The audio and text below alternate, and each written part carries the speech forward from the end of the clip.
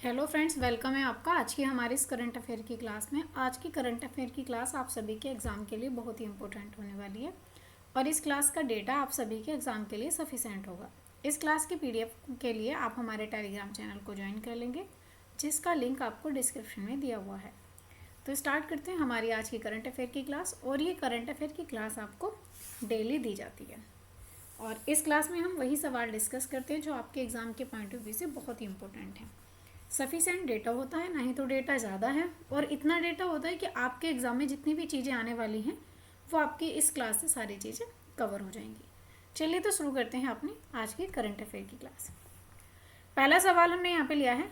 पहला सवाल है कि देखो, हाल ही में 4000 वर्ष पुराना एक वुडन सर्कल है और इस वुडन सर्कल की खोज कहाँ पर की गई है। तो 4000 साल पुराना एक वुडन सर्कल है। ये नॉर्वे में खोजा गया है या फिर आइसलैंड में, कनाडा में या फिर डेनमार्क में। 4000 वर्ष पुराना जो है वुडन सर्कल, ये जो खोजा गया है ये खोजा गया है डेनमार्क में। कहाँ खोजा गया है? डेनमार्क में। ठीक है, पहली बात है क्या एक वुडन सर्कल है, ये भी ध्यान में रखेंगे। ये वुडन सर्कल है और 4000 साल पुराना है और इसकी खोज डेनमार्क में की गई है। ठीक है, अच्छा, अगर इसके में जो ये वुडन सर्कल है, अगर इस वुडन सर्कल की बात करूं तो ये जो वुडन सर्कल है ना, इसका व्यास कितना है लगभग देखा जाए तो इस वुडन सर्कल का व्यास जो है वो है आपका 30। अगर 30 मीटर की बात करूं तो इसका व्यास आपका 30 मीटर का लगभग इसका व्यास है। ठीक है, और ये किसके समकालीन देखा जाता है तो अगर बात करें कि ये 4000 साल पुराना है तो लगभग तो डेनमार्क में जो है उस टाइम पे जो ब्रिटेन के जो क्या बोलते हैं स्टोन हेज हैं उनके टाइम पर है ना। तो ये लगभग आपसे पूछेगा कि वुडन सर्कल किसके समकालीन होगा। ये वुडन सर्कल किसके समकालीन होने वाला है तो ये होने वाला है आपके जो ब्रिटेन के स्टोन हेज थे इनके टाइम के। ठीक है, तो ये स्टोन हेज के टाइम का हो जाएगा, इनके समकालीन होगा। और ये कहाँ के थे तो ये ब्रिटेन के। ठीक है, ये हो जाएगा ब्रिटेन के। और अगर बात करें तो ये किससे संबंध रखता है तो ये ब्रिटेन और डेनमार्क जो था इन दोनों के बीच में जो व्यापारिक संबंध थे इनको दर्शाता है ना। अगर इसकी बात करूं तो इस सर्कल का जो संबंध हो जाएगा तो एक तो ब्रिटेन है, साथ में ब्रिटेन है, ब्रिटेन, और एक तरफ है आपका डेनमार्क। डेनमार्क, इन दोनों के बीच में जो व्यापारिक संबंध थे इनके व्यापारिक संबंधों को लेकर के जो है ये दर्शाता है। ठीक है, बिल्कुल। और डेनमार्क की कैपिटल क्या हो जाएगी तो इसकी कैपिटल हो जाएगी कोपेनहेगन। कोपेनहेगन की बात करी जाए तो हेगन नीचे लिख देती हूँ ठीक से, कोपेनहेगन इसकी कैपिटल हो जाएगी। ठीक है, चलिए। और ये जेटलैंड प्रायद्वीप है वहाँ पर आपको डेनमार्क स्थित मिल जाएगा। इसका आंसर हो जाएगा ऑप्शन डी। तो इस प्रकार का एक सर्कल देखा गया है जो 30 मीटर लगभग है और ये इसकी खोज डेनमार्क में की गई है। ठीक है, तो ये एक सर्कल है, आप देखेंगे। चलिए, अगला सवाल है सवाल नंबर 2। अगला सवाल है कि हाल ही में चर्चा में रहे प्राण मित्र क्या है। एक है प्राण मित्र और एक है यहाँ पे जीवदया। ठीक है, प्राण मित्र और जीवदया इनका जो पुरस्कार का संबंध है, प्राण मित्र और जीवदया पुरस्कार का संबंध किससे होगा। देखो, एक तो प्राण मित्र है और एक जीवदया है, तो कहीं ना कहीं ऐसा नहीं लग रहा कि ये जो दोनों पुरस्कार होने वाले हैं ये दोनों पुरस्कार कहीं ना कहीं क्या बोलते हैं किसी न किसी जीव से संबंधित होने वाले हैं। यानी पंचायत से तो संबंधित, देखो ग्रामीण विकास और पंचायत राज, तो ग्रामीण विकास और पंचायत राज से तो नहीं होंगे क्योंकि प्राण मित्र तो एक बार हो सकता है, लेकिन जीवदया कहीं ना कहीं जीवदया में तो हमें ऐसा फील हो रहा है कि ये जीव यानी कि जो एनिमल हैं उनसे रिलेटेड होगा। पर्यावरण और वन और जलवायु परिवर्तन मंत्रालय के द्वारा या फिर यहाँ पे भारतीय पशु कल्याण बोर्ड के द्वारा या इनमें से कोई नहीं। तो एक तो प्राण मित्र है और एक है जीवदया। ये दोनों के दोनों जो पुरस्कार हैं ये दिए जाते हैं भारतीय पशु कल्याण बोर्ड के द्वारा। किसके द्वारा? अगर animal welfare board of India की बात करी जाए तो इनके द्वारा दोनों के दोनों पुरस्कार आपके दिए जाते हैं। भारतीय पशु कल्याण बोर्ड इन दोनों पुरस्कारों को देता है। एक तो प्राण मित्र है पुरस्कार और एक है जीवदया पुरस्कार।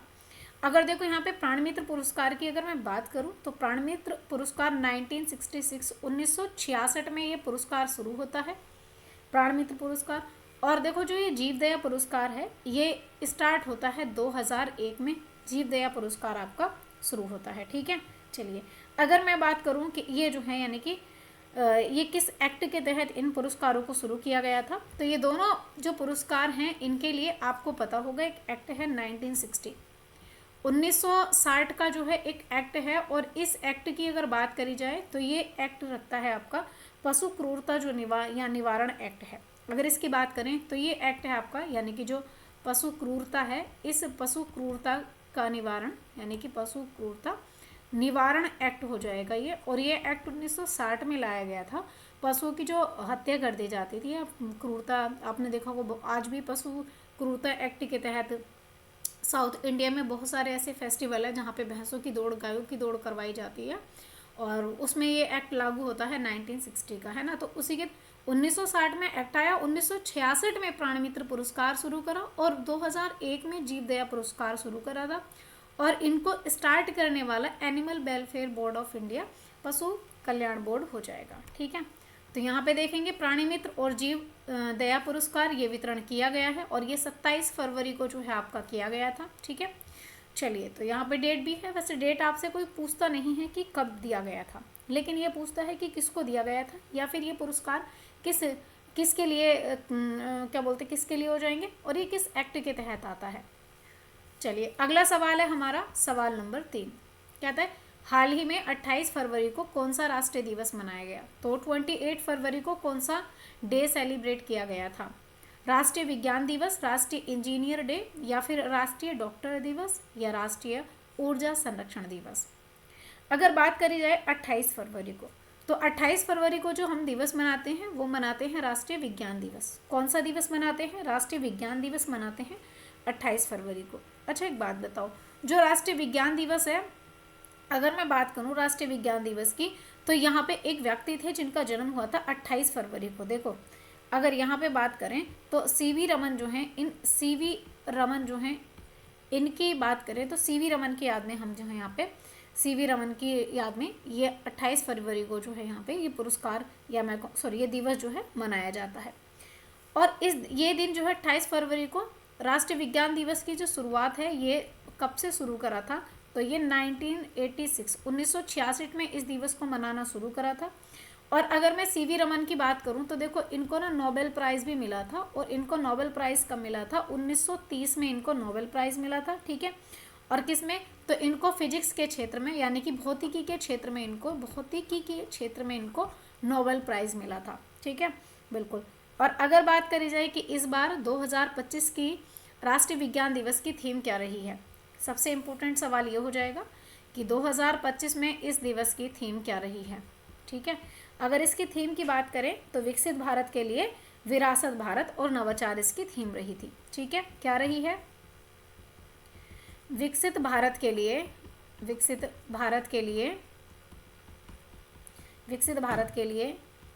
विरासत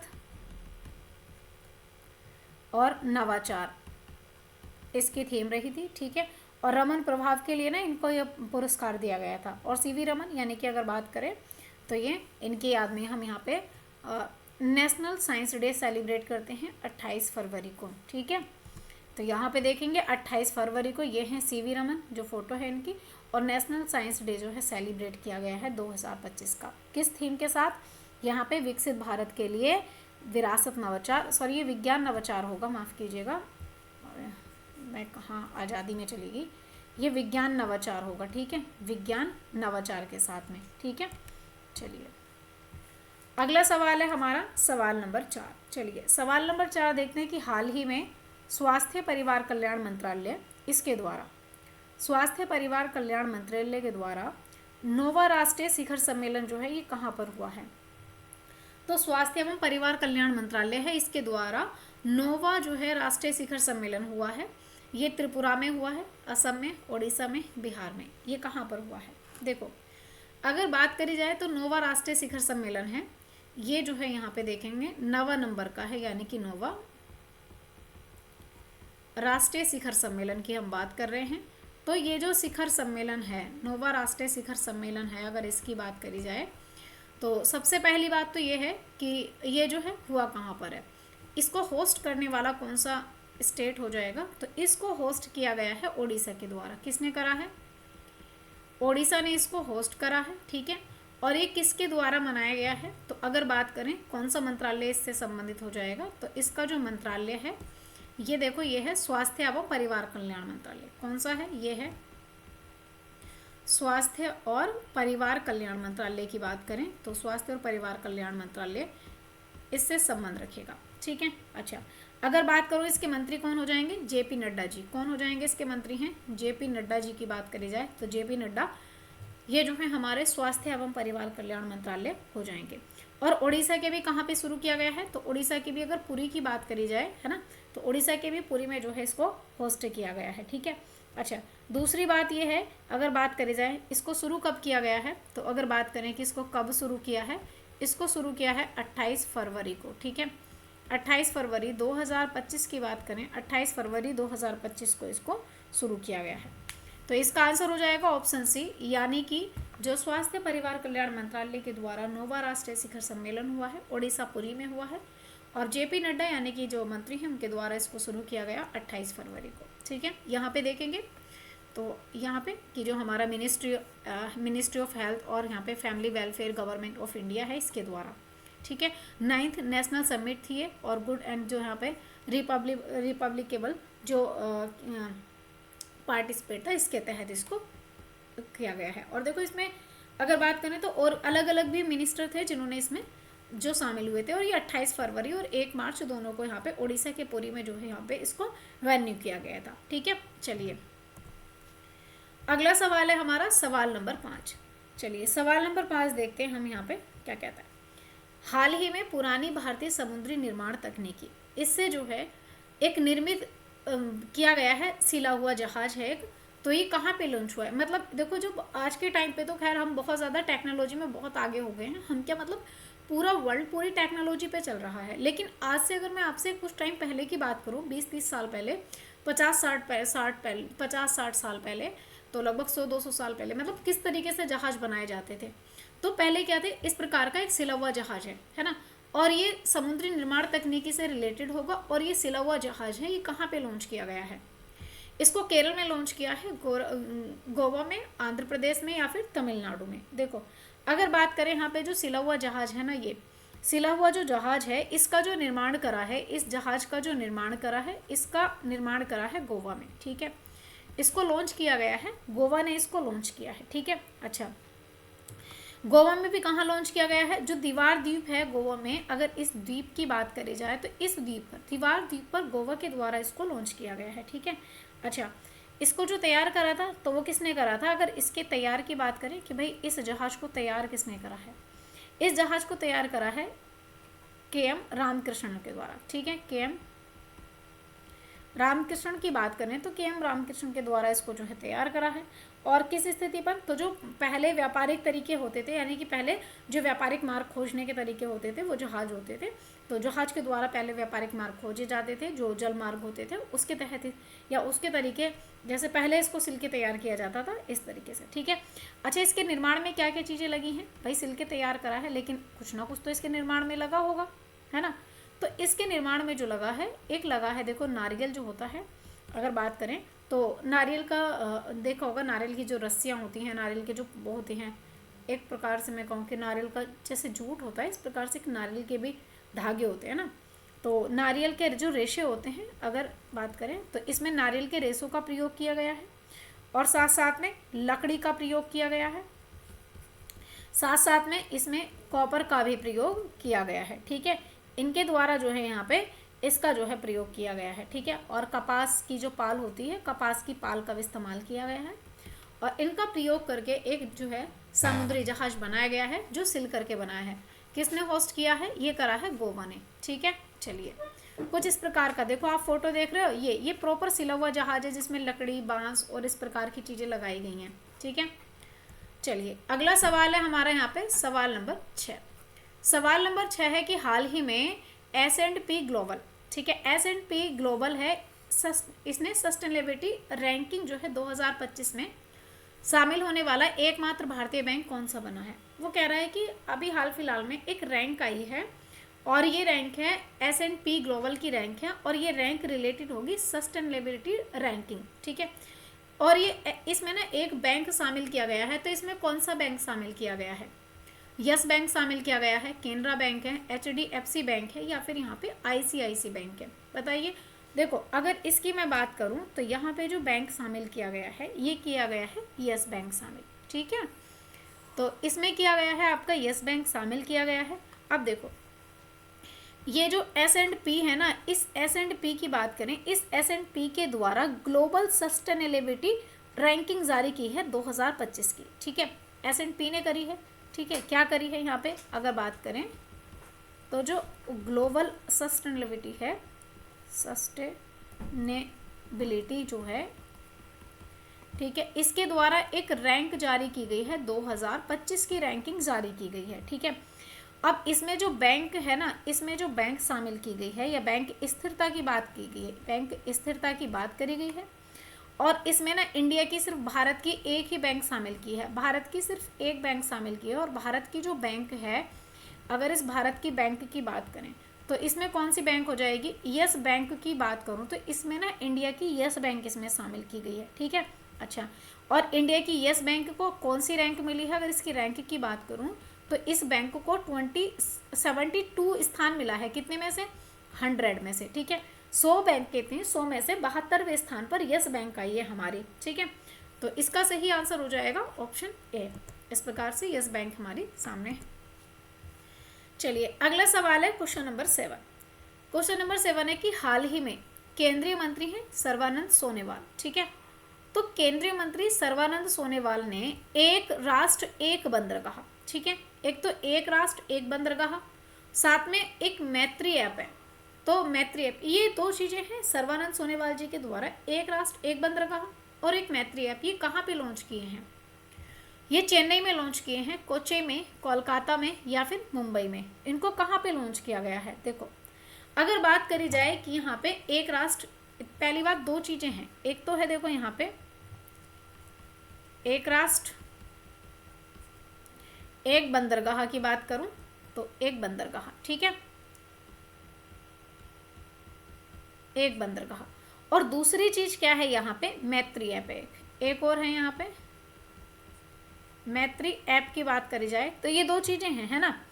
इन दोनों चीज़ों की बात करी जाए तो इन दोनों चीज़ों को पहली बात तो लॉन्च कहाँ पे किया गया है? तो अगर बात करें कि इनको जो लॉन्च किया गया है, इनको लॉन्च करा है मुंबई में, ठीक है, मुंबई में। और अगर बात करें और लॉन्च करा किसने है तो ये सर्बानंद सोनोवाल जो हैं इनके द्वारा, ठीक है, जो सर्बानंद सोनोवाल हैं इनके द्वारा इनको लॉन्च किया गया है।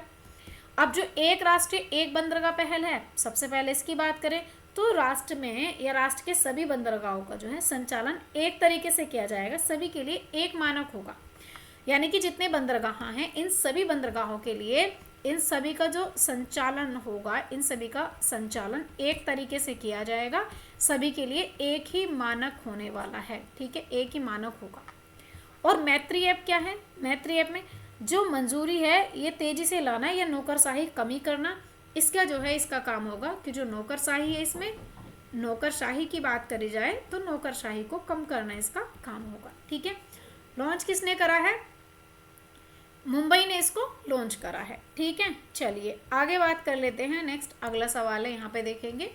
चलिए अगला सवाल है हमारा सवाल नंबर 8। हाल ही में सेबी का 11वां प्रमुख जो कृत्य है यहाँ पे, ये किसे नियुक्त किया गया है? पहली बात तो खैर ये कृत्य से गलत लिखा हुआ है, सही कर लेंगे इसे, प्रमुख। तो 11वें प्रमुख बनाए गए हैं सेबी के, ये किन्हें बनाए गए हैं? तुहिन कांता पांडे को, संजय मल्होत्रा जी को, संजीव खन्ना को या के संजय मूर्ति को।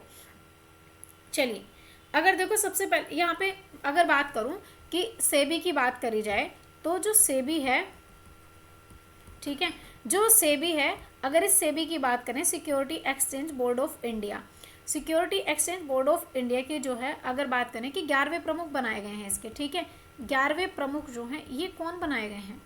तो इसके जो 11वें प्रमुख बनाए गए हैं ये बनाए हैं तुहिन कांता पांडे, ठीक है। कौन बनाए गए हैं? तुहिन कांता पांडे जी की बात करी जाए तो तुहिन कांता पांडे जो हैं ये इसके प्रमुख बनाए गए हैं। अच्छा, सेबी की स्थापना कब हुई थी? तो 1988 1988 में सेबी की स्थापना होती है और एक एक्ट आया था, किस एक्ट के माध्यम से होती है, तो इसकी स्थापना 1992 का जो एक्ट है इसके माध्यम से, ठीक है, एक संस्था बनाई जाती है और इसका हेडक्वार्टर आपका मुंबई में ही हो जाएगा, ठीक है। और इसके अध्यक्ष कौन हो जाएंगे, तुहिन कांता पांडे हो जाएंगे, इसके अध्यक्ष हो जाएंगे तुहिन कांता पांडे जी इसके अध्यक्ष हो जाएंगे, ठीक है। अच्छा, यहाँ पे कुछ और भी नाम है, अगर बात करें यहाँ पे संजय मल्होत्रा की, तो संजय मल्होत्रा कौन है, संजय मल्होत्रा हैं आपके 26वें जो हैं यहाँ पे आरबीआई जो है, इस आरबीआई के गवर्नर हो जाएंगे, ठीक है। और यहाँ पे अगर संजीव खन्ना जी की बात करी जाए कि संजीव खन्ना कौन है, अगर यहाँ पे जे संजीव खन्ना जी की बात करें तो ये 51वें कौन हो जाएंगे, 51वें हमारे चीफ जज ऑफ, यहाँ पे चीफ जस्टिस हो जाएंगे, मैं कहूँ कि सुप्रीम कोर्ट के जज हो जाएंगे, चीफ जस्टिस ऑफ इंडिया हो जाएंगे, ठीक है। और एक नाम है यहाँ पे के संजय मूर्ति का, अगर के संजय मूर्ति की बात करूँ तो ये CAG हो जाएंगे, कैग यानी कंप्ट्रोलर एंड ऑडिटर जनरल हो जाएंगे के संजय मूर्ति, ठीक है। तो आंसर हो जाएगा तुहिन कांता पांडे, यहाँ पे सही आंसर हो जाएगा, ये हैं तुहिन कांता पांडे, ठीक है। चलो आगे बात कर लेते हैं, अगला सवाल है सवाल नंबर 9। सवाल नंबर 9 है कि हाल ही में देश में सीसा रहित पेरोव्स्काइट एक लेड है, LED है, अगर बात करें तो ये कहाँ पर डेवलप की गई है, मतलब एक इसमें सीसा नहीं होगा, या मैं कहूँ सीसा रहित होगी, एक LED बनाई गई है, पेरोव्स्काइट LED बनाई गई है, ये कोलकाता में बनाई गई है, पुणे में, हैदराबाद में या फिर मुंबई में। देखिए अगर इस यहाँ पे जो पेरोव्स्काइट LED की बात करें तो पेरोव्स्काइट जो LED है अगर बात करें तो ये कैसी LED होगी, देखो इसको जो डेवलप करा है, इसका जो विकास करा है, ये इसको डेवलप करा है हैदराबाद ने, इसको हैदराबाद की बात करें तो हैदराबाद में तो इसका विकास किया गया पहली बात, ठीक है। अच्छा कैसी होगी, तो अगर इसकी विशेषता की बात करूं तो इसकी विशेषता तो ये है कि ये सीसा रहित होने वाली है, ठीक है, यानी कि ये जो है लेड रहित, या मैं कहूँ कि सीसा रहित होने वाली है, सीसा रहित होने वाली है, ठीक है। अच्छा दूसरी बात अगर करी जाए, देखो दो टाइप की LED होती है, एक होती है आपकी OLED और एक होती है QLED। OLED क्या है, यानी कि जो है और जो ऑर्गेनिक LED होती है, यानी कि ऑर्गेनिक LED होती हैं, वो क्या होती हैं, बड़ी फ्लेक्सिबल होती हैं, है ना। और दूसरी जो होती हैं वो होती हैं आपकी QLED यानी कि क्वांटम LED होती हैं, क्वांटम मतलब वो आकार में छोटी होती है, क्षमता उनकी बहुत ज़्यादा होती है ना।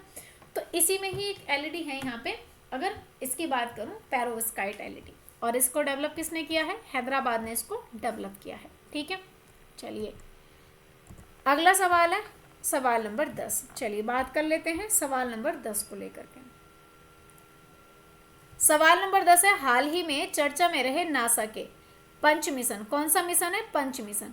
नासा के पंच मिशन का संबंध किससे हो जाएगा, सूर्य से हो जाएगा, चंद्रमा से, या फिर मंगल से, या फिर शनि से। देखो एक मिशन की बात कर रहे हैं, हमारे सामने एक मिशन है और इस मिशन का नाम है पंच मिशन, ठीक है, पंच मिशन हो जाएगा ये। अगर मैं इस पंच मिशन की बात करूं तो सबसे पहली बात तो ये जो पंच मिशन है ये है किसका, तो ये पंच मिशन जो हो जाएगा ये हो जाएगा नासा का, ठीक है। नासा कहाँ की संस्था है, USA की संस्था हो जाएगी। इसका जो है USA की संस्था के द्वारा एक पंच मिशन जो है क्या बोलते हैं दिया गया है। अब जो पंच मिशन है ये संबंध किससे होगा इसका, तो इसका जो ये पंच मिशन जो है ये संबंध हो जाएगा इसका जो सौर वायु है, या मैं कहूँ ये सूर्य से या सौर वायु से रिलेटेड हो जाएगा, ठीक है। अच्छा अगर बात करें यहाँ पे तो ये जो है जो मतलब सोलर विंड है ना, सोलर विंड के रहस्यों के बारे में यहाँ पे जानकारी इकट्ठा करेगा। काम क्या करने वाला है, तो जो सोलर विंड है अगर बात करें, यानी कि जो सोलर वायु है, सौर वायु, इसकी जो मैं कहूँ कि जो इसकी जो रहस्य हैं इनके रहस्यों की जानकारी इकट्ठा करेगा, ठीक है, इनकी जानकारी इकट्ठा करेगा, ठीक है। तो ये किससे हो जाएगा, पंच मिशन आपका हो जाएगा सूर्य से रिलेटेड हो जाएगा, ठीक है। इसका आंसर हो जाएगा ऑप्शन ए बिल्कुल सही हो जाएगा, कुछ इस टाइप का यहाँ पे, ठीक है। नासा ने जो है यहाँ पे कह रहे हैं कि पंच मिशन क्या है, तो मैंने आपको बताया है क्या है पंच मिशन, ठीक है। चलिए तो स्टूडेंट्स आज के लिए हम इतना ही रखते हैं, बाकी चीज़ें हम कल डिस्कस करेंगे। और हाँ, इस क्लास के PDF के लिए आप हमारा टेलीग्राम चैनल ज्वाइन कर लेंगे, जिसका लिंक आपको डिस्क्रिप्शन में दिया हुआ है। बाकी सभी अपडेट्स आपको टाइम टू टाइम मिलते रहेंगी। तो आज के लिए हम इतना ही रखते हैं, बाकी चीज़ें कल देखेंगे। Thank you for watching guys. और जितने भी स्टूडेंट्स क्लास देखते हैं, अपने जितने भी क्वेश्चन होते हैं, जितने भी चीज़ें आपके दिमाग में हैं सारी, या फिर आपको और भी कुछ चीज़ें जो आपको एग्ज़ाम के लिए चाहिए, तो वो भी आप मुझे कमेंट में बताया करें। अपनी सारी रिक्वायरमेंट, अपनी सारी चीज़ें कमेंट बॉक्स में डाल दिया करें, ठीक है। Thank you for watching guys. Thank you student.